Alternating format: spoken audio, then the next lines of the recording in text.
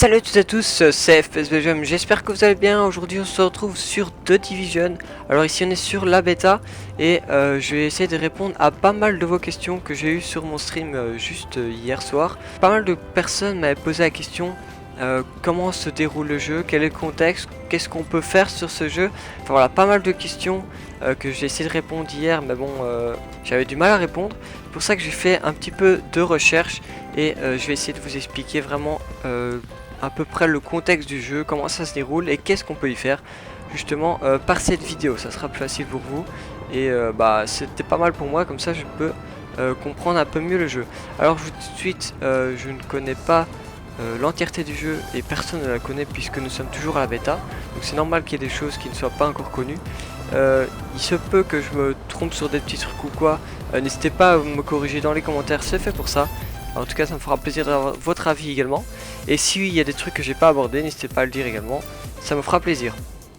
Alors, on va poser directement le contexte. Donc ici nous sommes dans la ville de New York. Donc je vais vous montrer un petit peu après plus en détail la map. Donc si on dézoome un petit peu, voilà New York. Je vais en reparler un petit peu plus loin dans la vidéo.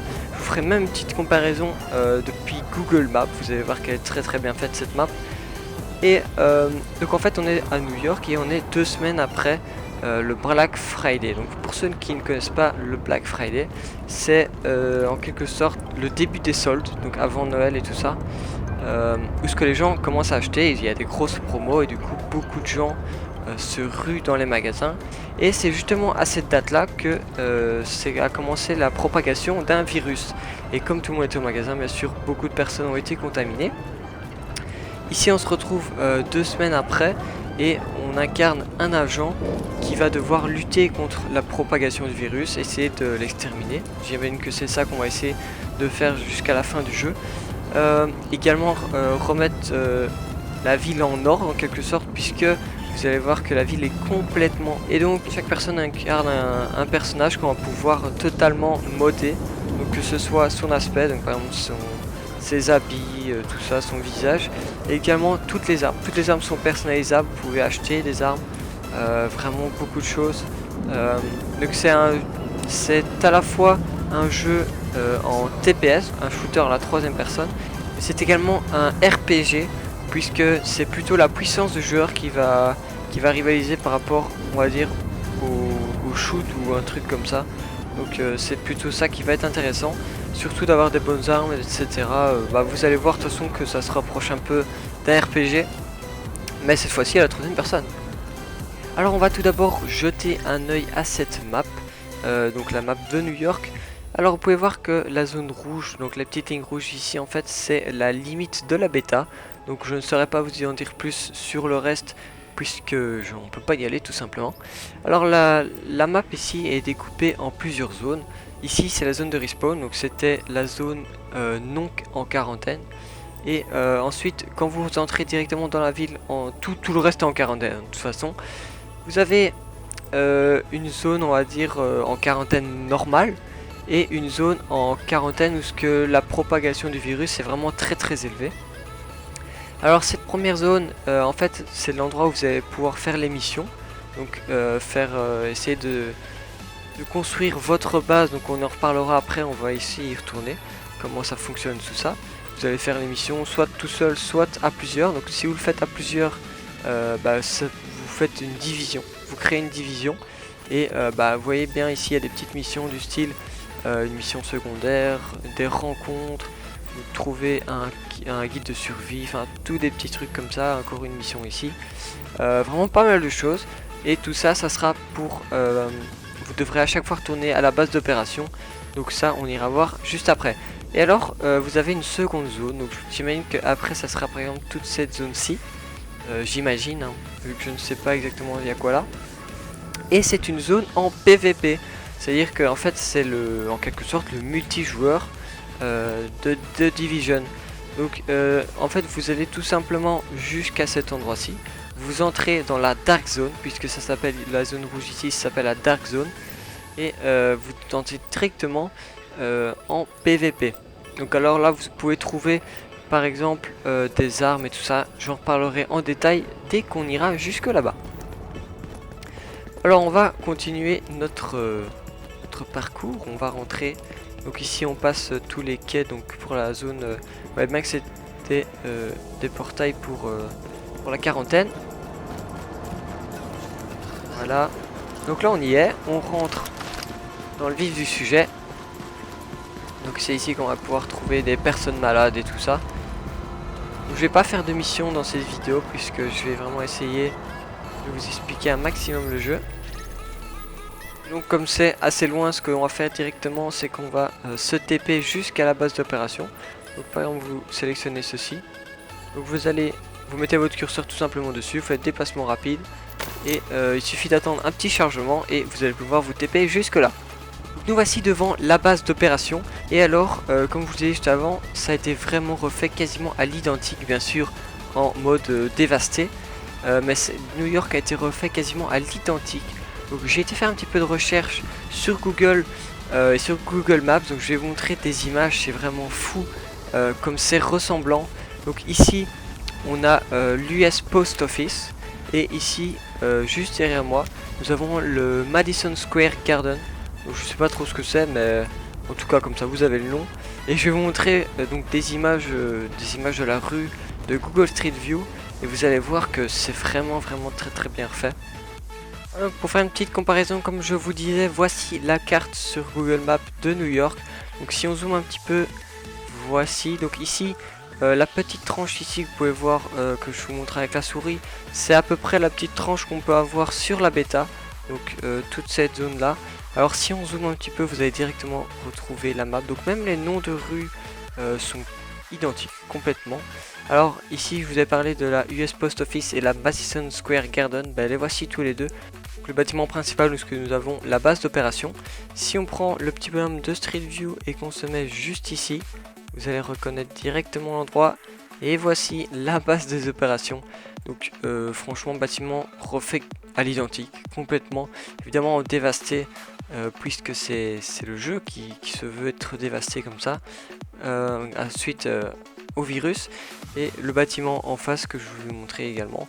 Après on pourra peut-être faire une autre vidéo un jour où je ferai un petit peu les rues, mais alors il faudrait pouvoir accéder au jeu complet, par exemple pour aller voir ne serait-ce que par exemple Times Square, j'imagine qu'on pourra aller voir et tout ça, et ça pourrait être vraiment épique. Donc ici on rentre dans la base d'opération. Alors tout d'abord ici un petit checking, vous pouvez voir où vous en êtes dans vos missions. Donc j'ai fait moi la première mission de l'aile médicale. Donc les deux autres on peut pas les faire dans la bêta tout simplement. Donc je pourrais pas vous en dire plus. Donc vous avez 3 ailes en tout et dans les 3 ailes vous avez à chaque fois 10 améliorations. Et ici on peut voir que j'ai fait une amélioration dans la première aile médicale. Donc on va continuer à avancer. Alors petite parenthèse aussi, c'est dans plusieurs endroits de la map vous allez pouvoir avoir des marchands. Donc ici par exemple un marchand d'armes, vous pouvez acheter des armes. Donc ça c'est en fonction de vos niveaux et de votre argent que vous pouvez acheter des trucs. Donc des améliorations d'armes, vous pouvez acheter des équipements. Également des postes de fabrication par exemple, mais non disponibles dans la bêta. Vous avez des mods, donc ça c'est à dire si vous voulez acheter des choses sur vos armes, genre une poignée, un viseur, etc. A chaque fois il y a des petits postes comme ceci. Donc il y en a un ici dans la base d'opération, il y en avait un au respawn, il y en a un dans la dark zone. Enfin il y en a un petit peu partout. Donc ça vous allez pouvoir à chaque fois améliorer votre perso, peu importe où vous êtes. Et puis vous pouvez le modifier comme vous voulez, n'importe quand, tout simplement en appuyant sur Start. Donc je choisis les armes parmi les armes que j'ai. Je peux modifier à peu près tout et n'importe quoi en fait. C'est vraiment ça, c'est vraiment cool. Même si je veux enlever ma casquette, voilà, mon bonnet. Si je veux changer mes vêtements, je peux tout changer. Vraiment à ma guise quoi. Voilà. Donc tout ça, on va pas s'attarder trop là-dessus parce que j'imagine que vous comprenez un petit peu tout ce qu'on peut faire. Il y a tellement de choses que je saurais même pas tout faire dans une vidéo, à moins que je fasse une vidéo de 1h30. Alors une chose qui est très bien faite sur ce jeu, parce que sinon franchement je me serais perdu complètement, c'est les systèmes de repères, je sais pas comment on peut appeler ça. Donc au sol vous avez, enfin parfois c'est au sol, si vous mettez sur la carte ça sera en l'air. Vous avez en fait des petites lignes qui vous indiquent à chaque fois votre chemin. Donc ici la petite ligne bleue nous indique l'aile sécurité. La petite ligne jaune, c'est l'aile technologie si je me trompe pas. Et nous, on va aller à celle qui est disponible donc dans cette bêta, l'aile médicale. Donc comme vous pouvez voir, je suis avancé de 10% dans cette aile. On pourrait, par exemple, on peut aller sur l'ordinateur, voir si on peut faire des améliorations. Par exemple ici, je pourrais améliorer ceci qui coûte 400, mais je n'ai que 320 de ravitaillement. Donc vous pouvez voir en haut à gauche que j'ai 320. Donc il faut encore que je joue ou que je fasse des missions pour pouvoir en débloquer. Ça c'est la petite zone que j'ai faite moi-même, la petite clinique. Et à chaque fois vous avez d'autres zones ici, par exemple soins pédiatriques. Ici, unité hazmat, je sais pas ce que c'est. Contamination, enfin bref, vous allez devoir à chaque fois améliorer les petites zones de chaque aile. Et à mon avis, peut-être que quand vous aurez fait 100% des 3 zones, peut-être que vous aurez terminé le jeu, j'en sais rien. On verra ça plus tard, quand on aura le jeu complet entre les mains. Voilà, après cette petite visite du centre des opérations, on va continuer un petit peu. Comme je vous avais dit, pour améliorer chaque endroit de chaque aile, vous allez faire les missions. Donc ici, je vais pas faire des missions, je vous dis juste qu'il faut les faire. Ensuite, ce qu'on peut faire, par exemple, c'est qu'on va aller jusqu'à la Dark Zone. Je sais pas si on peut se TP, apparemment, je sais pas si non, on peut pas se TP jusque là. Donc je vais mettre un petit marqueur, je vais vous montrer un petit peu à quoi ça ressemble. Donc voilà, les marqueurs que je vous disais, un petit peu en l'air, quand vous mettez un petit point, ça vous fait un petit peu en sorte un GPS. C'est assez sympa à suivre, c'est très intuitif. Il suffit de suivre la ligne et pour trouver votre chemin. Donc je vais marcher jusque là et on se retrouve direct. Et donc j'ai oublié de préciser que dans cette zone-ci, ça sera un peu plus reposant en quelque sorte. Et donc dans cette zone, on va pouvoir faire des missions, bien sûr, pour avancer donc dans la conquête de combattre le virus.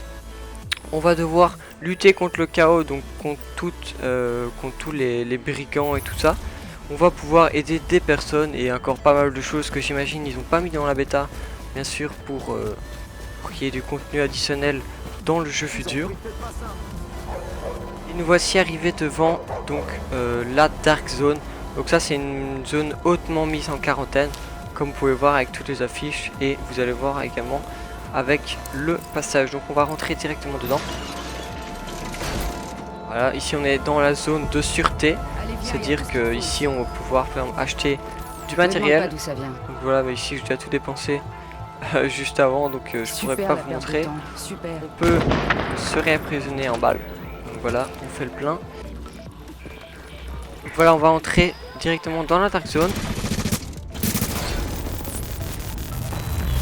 On perd un petit peu d'informations à l'écran puisque bien sûr c'est pas la même chose que le mode juste avant. Alors ici donc, on a des agents neutres, donc par exemple comme celui-ci doit être voilà, agent neutre. Donc nous sommes également des agents neutres, c'est-à-dire qu'on est dans aucun camp et la plupart des gens sont agents neutres, mais si vous commencez à tuer pas mal de gens, vous devenez un Rogena, je pense que ça s'appelle comme ça. En quelque sorte votre nom devient tout rouge et vous avez une prime sur vous, donc les gens essaient de vous tuer. Et la seule façon de perdre ce titre de Rogena, c'est soit de mourir, et donc vous allez respawn en agent neutre, ou alors d'attendre le laps de temps sans faire de conneries quoi, et donc vous allez perdre ce titre de Rogena. Et par exemple si vous voulez que je vous montre un petit peu, donc si on va tuer un allié, vous allez voir tout de suite, regardez.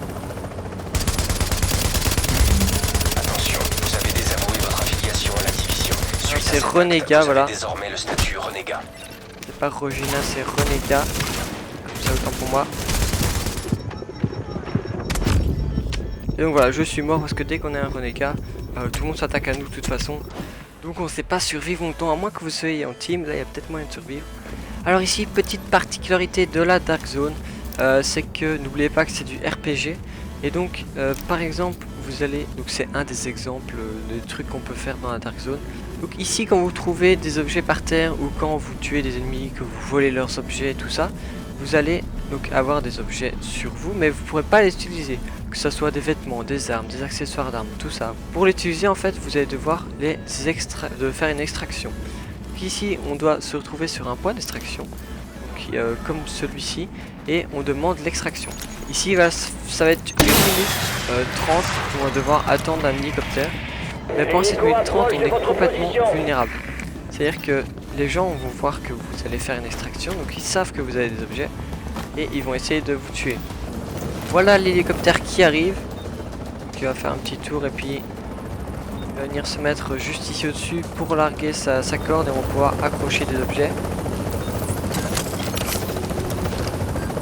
Et voilà, l'extraction a été faite, donc normalement les objets seront disponibles par après. Si par exemple je vais dans mes équipements, dans mon inventaire, on peut voir que, je sais pas où elle est ici, que la poignée a été ajoutée, donc je sais pas c'est laquelle, puisque j'en avais déjà plusieurs, mais en tout cas elle a bien été ajoutée dans mon inventaire. Donc voilà, c'est un peu le principe de l'extraction. Alors sympa aussi, c'est que vous pouvez faire pas mal de trucs comme ça, pas mal de, je sais pas comment on appelle ça, des expressions on va dire. On peut faire du sport, on peut applaudir, faire pas mal de choses. Enfin bref, voilà, c'en est tout pour cette vidéo. Donc j'ai expliqué un petit peu, j'espère que vous en savez plus maintenant sur le jeu. Si vous avez des questions, bah, n'hésitez pas dans les commentaires, j'essaierai d'y répondre si je sais la réponse, hein, bien sûr. Je pense pas qu'on en sait beaucoup plus sur cette bêta, je veux dire dans les grandes lignes. Donc ici j'ai vraiment fait les grandes lignes, hein. Je vais pas rentrer dans les détails de la Dark Zone. Je vous ferai tout ça dans une vidéo à part entière parce que ça serait vraiment trop long pour expliquer, parce que ce jeu est vraiment très complexe, hein. Peut-être on dirait pas, mais enfin j'imagine que vous l'avez vu qu'il est quand même assez complexe. C'est même difficile limite d'expliquer le jeu. En tout cas j'espère que cette vidéo vous aura plu. Si c'est le cas, n'oubliez pas de lâcher un petit like sur la vidéo et de pourquoi pas vous abonner à ma chaîne si ce n'est pas encore fait. Sur ce je vous dis à plus, allez, bye tout le monde. Feel me like a Hellcat.